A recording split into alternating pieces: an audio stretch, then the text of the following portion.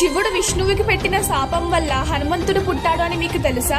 హనుమాన్ పుట్టడానికి బీజం పడింది దక్ష యజ్ఞంలో. దక్ష యజ్ఞం ముగిసిన తరువాత దాక్షాయణి దేవి అగ్నిలోకి దూకి మరణిస్తుంది. అప్పుడు పరమశివుడు క్రోధంతో అక్కడ ఉన్న అందరినీ హతమారుస్తాడు. తర్వాత శివుడు దాక్షాయణి శరీరాన్ని భుజం మీద వేసుకొని తాండవం చేస్తూ భూలోకం మొత్తం తిరుగుతాడు. ఆ తాండవం చూసి విష్ణువు ప్రళయం వస్తుంది ఏమో అని భయపడి సుదర్శన చక్రాన్ని సతీదేవి మీదకు వదులుతాడు. ఇప్పుడు ఆమె శరీరం ముక్కలుగా 51 శక్తి పీఠములుగా భూమి మీద పడతాయి. నేను నా భార్య చనిపోయిందని బాధతో ఉంటే చనిపోయిన భార్య శరీరాన్ని నువ్వు ఇలా చేస్తావా అని కోపంతో నువ్వు భూమి మీద అవతారం ఎత్తినప్పుడు నాలాగే నువ్వు కూడా భార్యను దూరం చేసుకుని తప్పిస్తావు అని శివుడు విష్ణువుని శపిస్తాడు. ఆ తర్వాత శివుడు శాంతించి విష్ణువు చేసింది లోక శాంతి కోసమేనే తెలుసుకొని, అయ్యా విష్ణుమూర్తి, నా శాపం వల్ల నువ్వు ఎప్పుడైతే భార్య దూరం అయిందని బాధపడతావో అప్పుడు నేనే స్వయంగా భూమి మీద జన్మించి నీకు సాయం చేసి నిన్ను మరియు నీ భార్యని కలుపుతానని శివుడు విష్ణు